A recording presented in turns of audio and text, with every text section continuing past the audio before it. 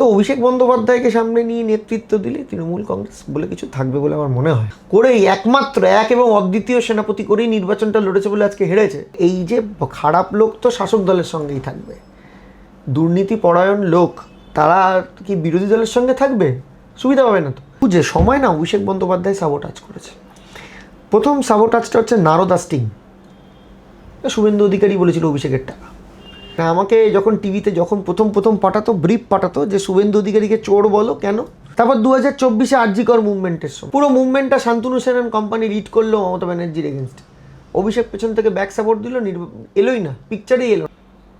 যারা আন্দোলন করেছে তারা চায়নি বিজেপি এর মধ্যে ঢুকুক, এবং স্ট্রিক্ট চায়নি। ওরা মমতা ব্যানার্জিকে অ্যালাউ করেছে 2 লাইন ওখানে গিয়ে বক্তৃতা করতে। কেন? শুভেন্দু অধিকারী, লকেট চ্যাটার্জি, ও তো বিজেপির পার্টি অফিসের পাশে ছিল, গেলে গো ব্যাক কেন বলেছিল? কারণ বিজেপির পার্টিসিপেশন এরা চাইনি আরজিকর মুভমেন্টে। ফান্ডা ওয়াজ আরজিকর মুভমেন্ট নিয়ে হেলথ এরকম ক্রাইসিসে যাবে, মমতা বন্দ্যোপাধ্যায় স্টেপ ডাউন করবে, পরিষদীয় ক্ষমতা তৃণমূলের কাছে আছে, এবং তলার থেকে কিছু চামচারা আগামী আগামী আগামী আগামী আগামী আগামী করবে। ওই ন্যারেটিভে একজন নতুন মুখ্যমন্ত্রী হওয়ার সুযোগ পাবে। সন্দীপ ঘোষ কিন্তু সিবিআই রেপ মামলায় জেলে নয়, তো দুর্নীতির মামলা, ইডির মামলায় জেলে। আর এই দুর্নীতি করতে গেলে উঠে যাবে, সারা দেশে উঠে যাবে। কংগ্রেস কর্মীকে মমতা ব্যানার্জি বাঁচাবে, তৃণমূল কংগ্রেস কর্মীদের এত ভালোবাসে না। শান্তনু সেন সে সময় তো দল থেকে উনি সাসপেন্ড হয়েছিলেন, উনি বড় বড় কথা বলেছিলেন। তারপর তো সেই বিধায়ক প্রার্থীর মিটিংয়ে আমি বক্তৃতা করে এসেছিলাম একদিন, যেখানে ওর বউ পাশে বসে আছে। অভিষেক ব্যানার্জি নামুক না, সিকিউরিটি নিয়ে চামড়া গুটিয়ে দেবো উনি। শাসক দলে during the time of government ruling ও নামতো, দুটো বিজেপিকে পিটতো, সেটা তো করতে পারেনি, সে করার দম নেই। এখন তো সিকিউরিটি নেই, ভয় চড়ে বেরোচ্ছে না।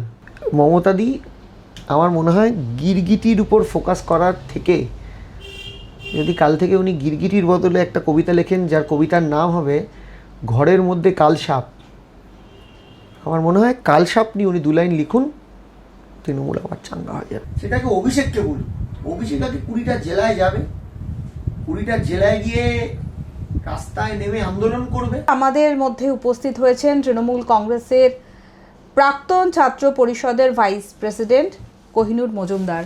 নমস্কার, প্রথমেই আপনাকে ইমেজ বেঙ্গলে স্বাগত জানাচ্ছি। এই যে পরিবর্তন বা রাজনৈতিক পট পরিবর্তনের পর আমরা দেখতে পাচ্ছি যে একের পর এক ইস্তফা, বিভিন্ন শীর্ষ নেতৃত্বের প্রতি ক্ষোভ উগরে আসছে একাধিক পরিস্থিতিতে। শুধু একটাই প্রশ্ন, যে যে দলটা বিগত 15 বছর ধরে বাংলাকে শাসন করলো, এই পরিস্থিতি যদি চলতে থাকে তাহলে কি এই দলটার আর আদৌ কোনো অস্তিত্ব থাকবে? কি বলবেন আপনি? নিশ্চিত এর মুশকিল তো অস্তিত্ব থাকা, কারণ অস্তিত্ব থাকার কথাও নয়। যে দলটা যেরকম শুরু হয়েছিল, যে ক্যারেক্টার নিয়ে শুরু হয়েছিল, দলটা তো পরবর্তীকালে সেই ক্যারেক্টারে আর থাকেনি। দলটা অন্যরকম একটা চরিত্র হয়ে গেছিলো, একটা ঘাস ফুলের দল, তৃণমূল স্তরের কর্মীদের দল, যে দলটার মধ্যে আন্তরিকতা থেকে চলে গিয়ে কর্পোরেট রাজনীতি, একটা কর্পোরেট তন্ত্র চালু হয়ে গেছিল। তো ন্যাচারালি যারা তৃণমূল কংগ্রেসটা তৃণমূল কংগ্রেসের মতো করে করতে চাইতেন, তাদের সঙ্গে তৃণমূলের আর সেই মানসিক আন্তরিকতা বা মানসিক আন্তরিক টানটা ছিল না। তো এখন ক্ষমতা যখন চলে গেছে, মানুষ ধীরে ধীরে ক্ষমতার চাপে বলতে পারেনি, বা ধরুন ক্ষমতায় আছে এখন বলে নেই, কষ্ট করে চালিয়েছি, অ্যাডজাস্ট করে নিই, কিন্তু এখন তারা ধীরে ধীরে বলছে। এর ফলে বোঝা যাচ্ছে তৃণমূল কংগ্রেস, অন্তত অভিষেক বন্দ্যোপাধ্যায়কে সামনে নিয়ে নেতৃত্ব দিলে তৃণমূল কংগ্রেস বলে কিছু থাকবে বলে আমার মনে হয় না। অভিষেক বন্দ্যোপাধ্যায়ের কাছাকাছি পৌঁছাবার জন্য আপনাদের দলের কর্মীদের মধ্যে একটা প্রতিযোগিতা থাকতো, তো আপনি আজকের দিনে বলছেন যে সেই অভিষেক বন্দ্যোপাধ্যায়কে সামনে যদি রেখে এইভাবে থাকে তাহলে দলটা আর থাকবে না। এটাই তো, যে একজন নেতার কাছে, তৃণমূলের নেতার কাছে পৌঁছানোর জন্য অনেক কসরত করতে হয়, অনেক কি বলবো, অনেক তপস্যা করতে হয়। এটাই তো তৃণমূল কংগ্রেসের ছিল না কোনো দিন, এটা তো হতো না। যে তৃণমূল কংগ্রেসের কোনো নেতা, যেটা মমতাদির কাছে যে পাইপলাইনটা পৌঁছবে গিয়ে, সেটা পৌঁছতে এত কষ্ট হতো। অভিষেক বন্দ্যোপাধ্যায়, তার অফিসের টেলিকলাররা, তার অফিসের কেরানিরা, তারপর তার অফিসের পিএ সিএ ডিএ সব কাটিয়ে কুটিয়ে অভিষেক অবধি কেউ পৌঁছতে পারতো না। তো এইটাই আপনার প্রশ্নের মধ্যেই উত্তর আছে যে দলের সেনাপতি যদি আমি ধরি, এবং নিশ্চিত মমতা বন্দ্যোপাধ্যায় ওকে সেনাপতি করেই একমাত্র এক এবং অদ্বিতীয় সেনাপতি করেই নির্বাচনটা লড়েছে বলে আজকে হেরেছে, তার কাছ অবধি কর্মীরা বা তার কাছ অবধি ব্লক স্তর জেলা স্তরের নেতৃত্ব পৌঁছতে পারতো না। এর ফলে তার সঙ্গে যদি একটা জেলা সভাপতি না দেখা করতে পারে, একজন যিনি সেনাপতি, এবং পশ্চিমবঙ্গ রাজ্য তৃণমূল ছাত্র পরিষদে রাজ্য তৃণমূল কংগ্রেসের সভাপতি সুব্রত বক্সির কাছে গিয়ে কিছু লাভ হতো না। উনি প্রতিদিন বসে থাকতেন তৃণমূল ভবনে, ওনার কাছে কেউ যেতও না, সব যেত অভিষেকের কাছে ক্যামাক স্ট্রিটে। তারা জেলা সভাপতি যে জেলা চালাবে, নির্বাচন করবে, জেলার সংগঠন চালাবে, সেই যদি তার নিজের প্রবলেম নিয়ে তার হায়ার লিডারের সঙ্গে দেখা না করতে পারে সরাসরি, তাহলে সে দল থাকবে? তাই জন্যই নেই। আর মমতা বন্দ্যোপাধ্যায় ও এখন যাই বলতেন সব অভিষেকের দিকে দেখিয়ে দিত, অভিষেক দেখছে, অভিষেক দেখছে, অভিষেক দেখছে। না আপনারা কোনোদিন সরাসরি যোগাযোগ করার চেষ্টা করেছেন? আমরা অভিষেক বন্দ্যোপাধ্যায়কে অনেকবার যোগাযোগ করার চেষ্টা করছি। আমাকে তো আমার উপর রাগ, আমি সঠিকভাবে অভিষেক বন্দ্যোপাধ্যায়কে পুজো দিতে পারিনি, তাই আমার উপর রাগ। আমাকে টিভিতে, প্রোগ্রামে, সব জায়গায়, এবং আমার যারা আমাদের সংগঠন ছিল ছাত্র পরিষদে, আমার যারা লোকজন ছিল, তাদেরকে সাইডলাইন করার চেষ্টা কন্টিনিউ। ও এবং ও তৃণাঙ্কুরকে লাগিয়ে রাখতো আমার পেছনে, আমার রাজ্য সভাপতিকে, যাতে আমি ভালো করে সংগঠন না বিস্তার করতে পারি। এর ফলে মনোজিৎ মিশ্র টাইপের লোকজন তৃণমূল ছাত্র পরিষদে ঢুকেছে, তৃণমূল কংগ্রেসে ঢুকেছে। মনোজিৎ মিশ্র মানে Kasba college, Kasba law college, Monojit Mishra মানে মনোজিৎ মিশ্র সব তৃণাঙ্কুর সার্থকের লোক ছিল। মনোজিৎ মিশ্রকে দিয়ে ওখানে কলেজটা চালানোর চেষ্টা করেছিল, তার রেজাল্টে। অ্যান্ড নট দ্যাট যে Monojit Mishra is a committed offender, is a habitual offender, এটা তৃণাঙ্কুর বা সার্থক কেউ জানতো না, সবাই জানতো। ও যে আগে একটা ওর এরকম ভিডিও আছে, সেই ভিডিও সবার কাছে আছে, সবাই এটা অবগত ছিল। কিন্তু তা সত্ত্বেও ওকে বসানো কী কারণে হয়েছিল? আমার বিরোধিতা করার জন্য হয়েছিল। এই যে খারাপ লোক তো শাসক দলের সঙ্গেই থাকবে, দুর্নীতি পরায়ণ লোক তারা কি বিরোধী দলের সঙ্গে থাকবে? সুবিধা পাবে না, বিকজ রুলিং পার্টি তাকে অ্যাডভান্টেজ দেবে। সে তো বিরোধী দলের গায়ে গন্ধ নিয়ে করাপশন করতে পারবে না, কেউ পাত্তাও দেবে না। তো ইট ইজ ভেরি ন্যাচারাল যে শাসক দলের সঙ্গেই করাপ্টেড লোকেরা থাকবে।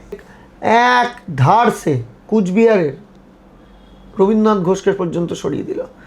তো যে চেয়ারপারসন চুরি করছে বলে খবর ইডির কাছে আছে, গ্রামের মানুষের কাছে আছে, অভিষেকের কাছে নেই, দলের কাছে নেই, তাহলে দল অবধি খবর পৌঁছতো না কেউ। এই আইপ্যাক টাইপ্যাক ঢপের ছিল, যাদের ফিল্ড ডিও, এসও, এও, বিও, সিও সব ছিল, তারা খবর দিত না যে এই লোকটা দুর্নীতি করছে।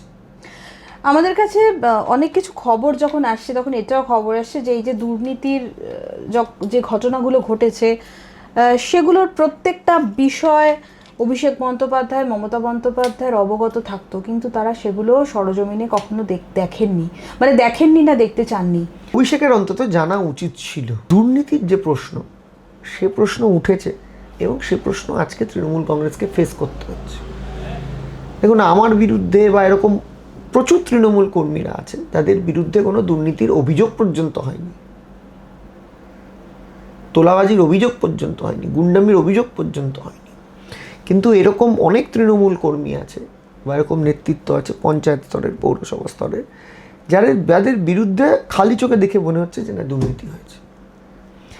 সেগুলোকে তৃণমূল কংগ্রেসকে অ্যাড্রেস করতে হতো, অভিষেককে অ্যাড্রেস করতে হতো, আইপ্যাক টাইপ্যাক এত লাগিয়ে অ্যাড্রেস করতে হতো। বিপুল পরিমাণ টাকা দেওয়া হতো আইপ্যাকে, দিতে হতো, এটা আমি তো শুনেছি, অনেকেই বলছে। না শুনেছেন আপনি? মানে আপনি না, আমার কাছ থেকে ছিলেন, আমার কাছ থেকে আমি খুব ফ্র্যাঙ্কলি বলছি, মিথ্যা কথা আমি বলবো না।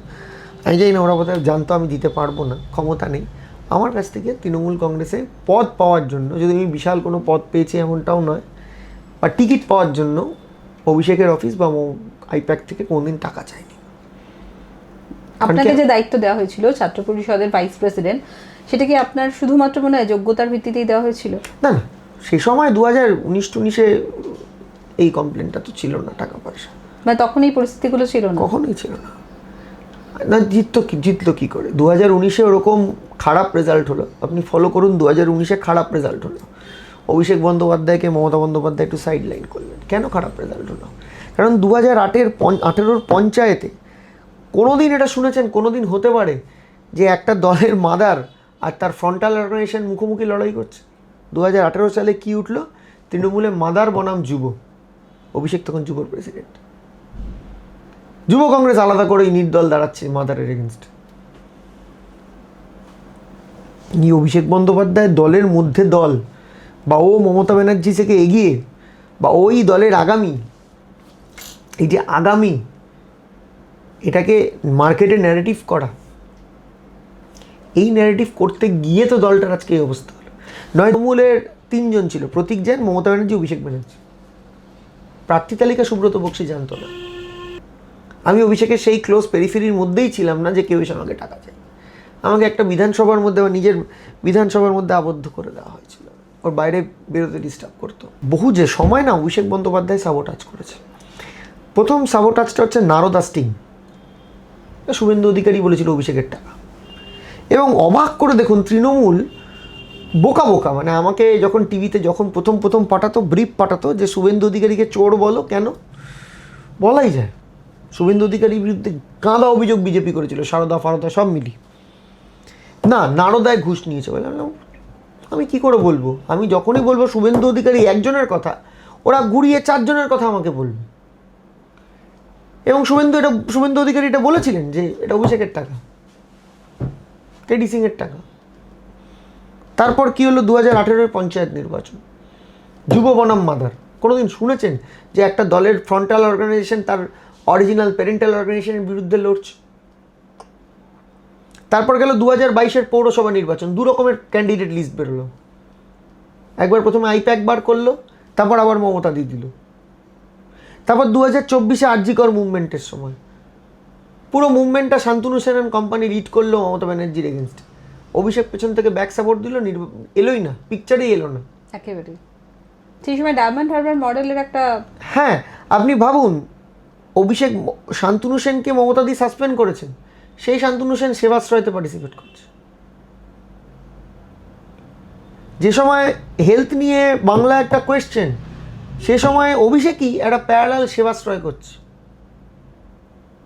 যে মাঠে সেবাশ্রয় করেছে সে মাঠের বুথে হেরেছে।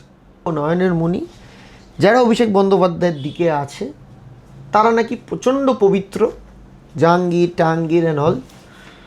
হ্যাঁ, তাদের স্বচ্ছ তৃণমূল, ভালো তৃণমূল। আর যারা অভিষেক বন্দ্যোপাধ্যায় জিন্দাবাদটা বলতে পারছে না, কারণ কি বলছে কিন্তু মন থেকে নয়, কারণ অভিষেক বন্দ্যোপাধ্যায় তাদের অনেক পরে রাজনীতিতে এসছে, আমারও অনেক পরে রাজনীতিতে এসছে। তারা ভালো তৃণমূল না, তারা খারাপ তৃণমূল, তারা আদি তৃণমূল। এই ভাগ, তাই বয়সের এখানে কোনো ভাগ নেই। আমার থেকে অনেক বড় বড় লোকেরা আছে, সিনিয়র লোকেরা আছে, যারা অভিষেক বন্দ্যোপাধ্যায় সিঁড়ির তলায় ঘন্টার পর ঘন্টা বসে থাকে মিষ্টির প্যাকেট নিয়ে। তারা নব্য তৃণমূল। কিন্তু ভাগ ইজ, আপনি কোন দলে ছিলেন? আমাকে তো কোনো তৃণমূলের অভিষেক কাছাকাছি করতো না আরজিকরের পর থেকে, এবং স্পেশালি কসবা ল কলেজের ঘটনার পর থেকে। কসবা ল কলেজের ঘটনার পর আমি এটা ফেসবুকে পোস্ট করেছিলাম।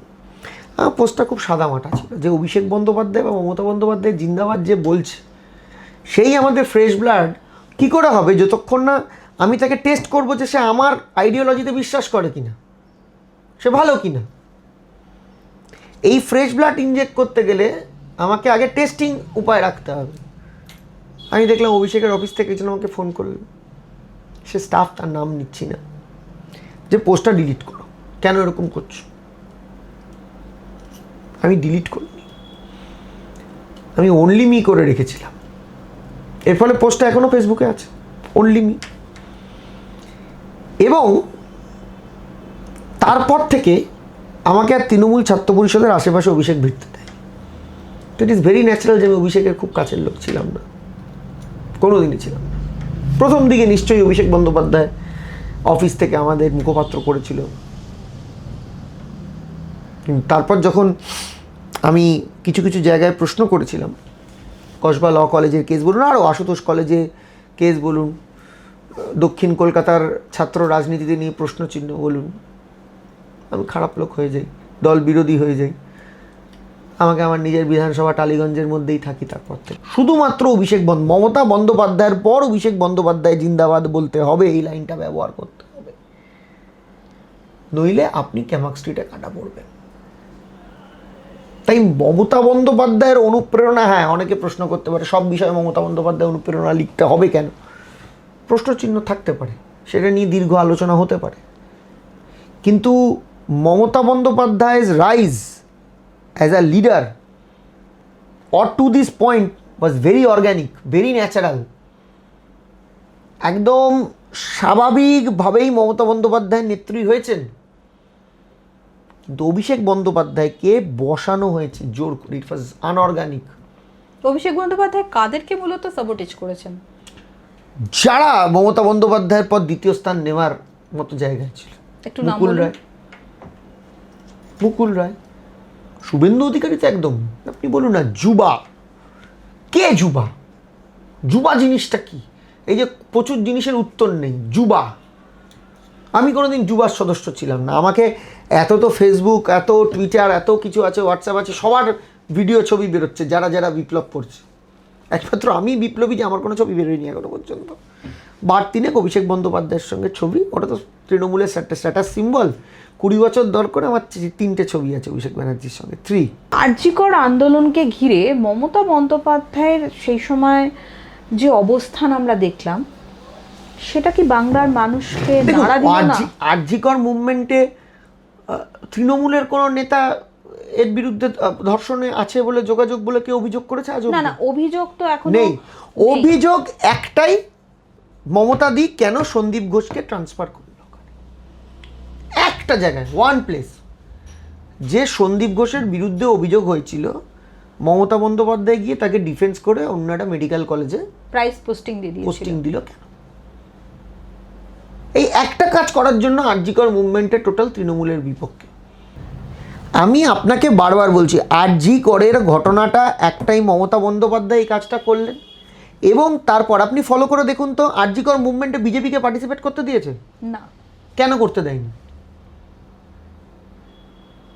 বিজেপি পার্টিসিপেট করলে সরকারই উল্টে যেতে পারত।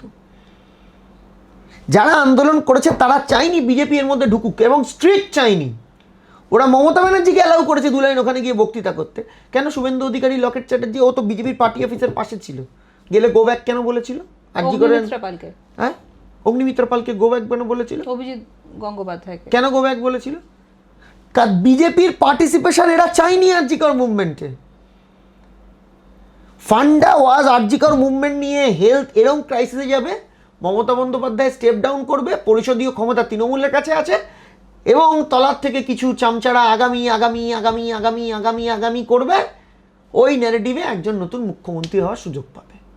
কর নিয়ে প্রশ্ন চিহ্ন তো মানুষের মধ্যে আছে, এবং সেটাকে politically Trinamool Congress properly defend করেনি। পলিটিক্যালি প্রপারলি ডিফেন্ড করতে পারেনি, তার মূল কারণ দলের যে অংশটা সেনাপতি হিসেবে চালাচ্ছিল তারাই এটার বিরুদ্ধে, তারাই পিছিয়ে থেকেছে। আমি তো আপনাকে বললাম যে আরজিকর মুভমেন্ট সেদিন আরও বেশি সাকসেসফুল হতো যদি বিজেপির পলিটিক্যাল ফোর্সটা পেছনে যেতে পারত। ঢুকতে দেয়নি তো আর বিজেপিকে। একটা পরিষদীয় শক্তি, পার্লামেন্টারি পাওয়ার, সেদিন যদি ওই মুভমেন্টটার পেছনে থাকতো তাহলে মুভমেন্টটা স্ট্রং হতো কি না? মুভমেন্টটা স্ট্রং হলো না কেন? কারণ পেছনে পার্লামেন্টারি পাওয়ার নেই, কোনো পরিষদীয় শক্তি যার আছে, যার লেজিসলেটিভ শক্তি আছে, যার সংসদীয় শক্তি আছে, আপনি তাকে মুভমেন্টের মধ্যে ঢুকতে দিলেন না, তাকে গো ব্যাক করে তাড়িয়ে দিলেন। এদিকে মমতা বন্দ্যোপাধ্যায় গিয়ে ওখানে 2 লাইন বক্তৃতা করে এলো, তাকে গো ব্যাক বললো না কেউ। Not easy. আমি আবার বলছি, সাবজেক্ট টু ইনভেস্টিগেশন, এবং ইনভেস্টিগেশনে যা আমি দেখেছি তার বেসিসে আমি মন্তব্য করছি। ইনভেস্টিগেশন ওখানে বলছে, এমনকি ইনভেস্টিগেশন রেপ ভিকটিম, মানে রেপের মামলায় সুপার কে ছিল সন্দীপ ঘোষ, ওকে পর্যন্ত সিবিআই অ্যাকিউজ করেনি।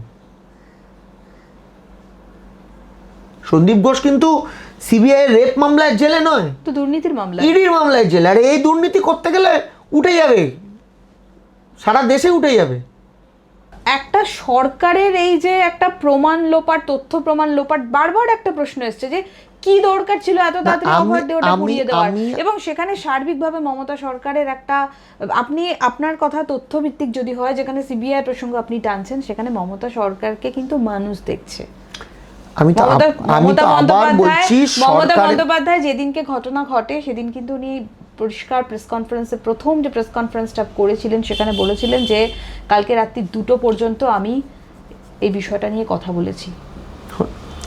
আমার প্রশ্ন হলো যে ঠিক এই প্রশ্ন চিহ্ন তো মানুষের মধ্যে যাচ্ছে, সেই প্রশ্ন চিহ্নটাকে আমরা সঠিক এক্সপ্লেনেশন দিতে পারলাম না কেন? আমরা এই যে ধরুন রেপ ভিকটিমের বডিটা পুড়িয়ে দিয়েছে, আগে ভাগে কাউকে না জানিয়ে পুড়িয়ে দিয়েছে, এটা কেন হলো? কারণ নির্মল ঘোষ বা তৃণমূল, কোনো একটা সিঙ্গেল তৃণমূল কংগ্রেস কর্মীর নামে ওখানে রেপ ধর্ষণ করেছে বলে অভিযুক্ত হয়নি। তাহলে আমার কী রক্ষা? আমি যে ধরেও নি কোনো তৃণমূল কংগ্রেস কর্মী ধর্ষণ করেছে, এত বড় একটা ঘটনা, সেখানে একটা তৃণমূল কংগ্রেস কর্মীকে মমতা ব্যানার্জি বাঁচাবে, তৃণমূল কংগ্রেস কর্মীদের এত ভালোবাসে না। 14ই আগস্ট রাতের কথা বলি, শান্তনু সেন তিনি জাতীয় মুখপাত্রর পদ সেখান থেকে ইস্তফা দিয়েছেন, এবং গতকাল তিনি একটি সংবাদ মাধ্যমে পরিষ্কার বলেছেন যে 14ই আগস্ট রাতের যে ঘটনা, সেই ঘটনার পিছনে স্থানীয় বিধায়ক তার সম্পূর্ণ মদতে হয়েছিল। আমি আবার বলছি, এটা আমি স্পেকুলেটিভ মন্তব্য করব না, আমি তো থাকি না বেলগাছিয়া অঞ্চলে, কাশীপুর বেলগাছিয়া অঞ্চলে। 14ই আগস্ট রাত্রিবেলা ওখানে কি হয়েছিল ওটা আমার পক্ষে জানা সম্ভব নয়, তাই আমি কোনো স্পেকুলেটিভ মন্তব্য করব না। কিন্তু আমি শুধু এটা বলবো যে শান্তনু সেন সে সময় তো দল থেকে উনি সাসপেন্ড হয়েছিলেন, উনি বড় বড় কথা বলেছিলেন, তারপর তো সেই বিধায়ক প্রার্থীর মিটিংয়ে আমি বক্তৃতা করে এসেছিলাম একদিন, যেখানে ওর বউ পাশে বসে আছে। সে তিনি তো মানে ওনার স্ত্রী তো পুরসভার কাউন্সিলরও ছিলেন, আছেন, এখনো আছেন কাউন্সিলর কাকলি সেন। তো সেই সময় দাঁড়িয়ে আমি আবার বলছি, আরজিকর ঘটনা যদি সঠিক তদন্ত না হয়ে থাকে, তার দায় যেমন মমতা বন্দ্যোপাধ্যায়, তার দায় সিবিআই এর।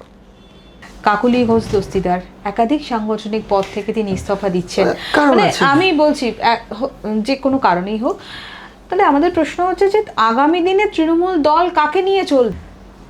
অভিষেক ব্যানার্জি নামুক না, সিকিউরিটি নিয়ে চামড়া গুটিয়ে দেবো উনি শাসক দলে during the time of government ruling, ও নামতো দুটো বিজেপিকে পিটতো, সেটা তো করতে পারেনি, সে করার দম নেই। এখন তো সিকিউরিটি নেই, ভয় চড়ে বেরোচ্ছে না। ওরা একটা সিকিউরিটি যে পিএস, ওরা ক্যাবিনেট মন্ত্রী ছিল। কুণাল ঘোষকে ক্যান্ডিডেট দেওয়ার পর কোন মিটিংয়ে অভিষেক বন্দ্যোপাধ্যায় যায়নি এটা জানে না? কুণাল ঘোষ ক্যান্ডিডেট প্রার্থী হবে, এটা কার আপত্তি ছিল? কেন আপত্তি ছিল? আরও বেরোবে সব, কেন আমি বলবো। এই যে কাকলি ঘোষ দস্তিদার, বারাসাতের তো সাংগঠনিক জেলার সভানেত্রী, যে বিধানসভা 7টা বিধানসভার ক্যান্ডিডেট হয়েছে, ওকে জানিয়ে হয়েছে। কনসেন্ট নেওয়া তো ছেড়ে দিন, যে না আমি কনসেন্ট নিচ্ছি মানে জেলার সভাপতি, কি ইনফর্ম করা হয়েছে আগের দিন যে না আমি একে এখানে প্রার্থী করছি? সেটা কি শুধুমাত্র অভিষেক বন্দ্যোপাধ্যায়ের? কে করেছে? অভিষেক বন্দ্যোপাধ্যায়, মমতা বন্দ্যোপাধ্যায়, প্রতীক জৈন, কেউ জানেন? মমতা বন্দ্যোপাধ্যায় মুসলিম তোষণ নীতি নিয়ে কি বলবেন? দেখুন, Mamata Bandyopadhyay is the only chief minister in India যে সরকারের পয়সায় মন্দির বানিয়ে দিয়েছে। বিজেপিরও ক্ষমতা হয়নি আজ অবধি সরকারের পয়সায় মন্দির বানাবে। যদি মুসলিম তোষণেই মমতা বন্দ্যোপাধ্যায় হতো, তাহলে হুমায়ুন কবির 2টো বিধানসভায় জিতত না। ইট ইজ ডেফিনিট আমরা এরা ম্যানেজ করতে পারিনি। মুসলিম তোষণ নিয়ে মমতা বন্দ্যোপাধ্যায়ের 2টো বক্তব্য, যেটা ভীষণ 2টো সম্প্রদায়ের মানুষকে নাড়া দিয়েছে। 1 নম্বর হচ্ছে দুধেল গাই, এটা আমরা প্রত্যেকেই জানি। আর দ্বিতীয়ত মমতা বন্দ্যোপাধ্যায় বলেছিলেন যে একটা সম্প্রদায়কে আমি আটকে রেখেছি, না হলে তারা হিন্দুদের। ডেফিনেটলি এই দুটো মন্তব্য মানুষের কাছে পজিটিভলি যায়নি, মানুষের কাছে নেগেটিভলি গেছিল, মানুষ এটাকে নেয়নি। সাধারণ মানুষ তারা এটাকে পছন্দ করেনি। ধরুন, এটা তো যেমন হিন্দু সমাজ গ্রহণ করেনি, তেমনি মুসলিম সমাজ ইউনাইটেড হয়ে আক্রমণ করবে এই ক্যারেক্টারটা মুসলিম সমাজকে, এটা তো মুসলিম সমাজেরও না নেওয়ার কথা। যে একজন মুসলিম সে কেন ভাববে যে আমরা ইউনাইটেড হয়ে মারবো লোককে? কি এটা কি মুসলিমদের কাজ নাকি যে ইউনাইটেড হয়ে মারবে? মানে যেখানে আমরা সেকুলারিজমে, এটা তো মুসলিমদের কাজ নয়। আমার মনে হয়েছে যতটা এই মন্তব্য হিন্দুদের আঘাত করছে, তার চেয়ে বেশি মুসলিমদের আঘাত দিয়েছে। কেউ একজন বলছেন যে মুসলিম সম্প্রদায় এক হলে কেওস হবে, অ্যানার্কি হবে, তানাশাই হবে। এটা তো আমার ধারণা মুসলিমদের অপমানিত অনেক বেশি করেছেন।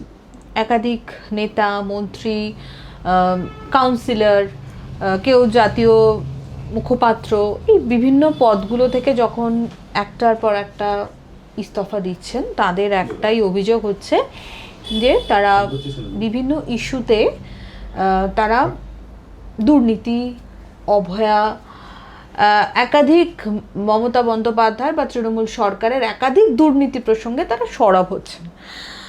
কিন্তু প্রশ্ন হচ্ছে একটাই, যে একটা দল ক্ষমতার পরিবর্তন বা শাসন ক্ষমতা থেকে চলে যাবার পরেই তাদের এইগুলো মনে হচ্ছে কেন? তাদের যদি এই নীতিবোধ থাকতো বা তাদের এই মরালিটি থাকতো, তাহলে তারা নিজেরা তো আগে সরে আসতে পারতো। এটা করা যায় না। তার মূল কারণটা হচ্ছে, দেখুন, মমতা বন্দ্যোপাধ্যায় বা পার্টিকুলার লিডারশিপের উপর তো সবার একটা ভালোবাসা থাকে। একটা সময় অবধি দলের ভেতরে বলতে হয়, দলের ভেতরে প্রশ্নচিহ্ন করতে হয়। আমি একজন কথা বলবো যে সুশান্ত ঘোষ, যে সময় কেউ তৃণমূল ছাত্র পরিষদটা ভয় চোটে করতো না, ও নেতৃত্ব দিত নির্দ্বিধায় বলা যায়। সেক্ষেত্রে যে ও খুব ক্ষমতা লোভী এটা কখনোই বলা যায় না। কারণ কি, আমি নিজে দেখেছি আমাদের 2006-07 ছাত্র রাজনীতি দক্ষিণ কলকাতায় ও একটা ফিগার ছিল। ও কি বলছে যে ওর বাড়ির সামনে আক্রমণ হয়েছে, ওর বাড়িতে আক্রমণ হয়েছে, তার প্রপার জাজমেন্টই হয়নি। তো হি ফেল দিস। তাই ক্ষমতায় থাকাকালীন বলেননি, ভেতরে বলেছেন, ভেতরে বারবার বলেছেন। আজকে যখন সরকারটাই নেই, দলটাই নেই, তখন অ্যাটলিস্ট কি হয়েছিল, কি ঘটনা হয়েছিল, সেটা তো মানুষের কাছে জানাটা উচিত। সেই জানানোর কাজটা করবে না তারা।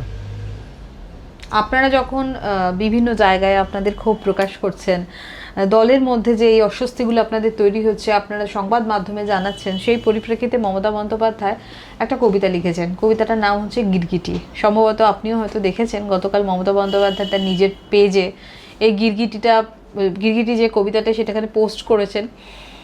তো গিরগিটি বলতে আমরা তো প্রত্যেকেই বুঝি, মানে এই সিচুয়েশনে নেত্রী খুব ভালো কবিতা লেখেন বলে বিশ্বাস করি আমি। কারণ কি, আমার একেবারে সাহিত্যিক সেন্স নেই, সাহিত্য প্রেমীও আমি খুব নই।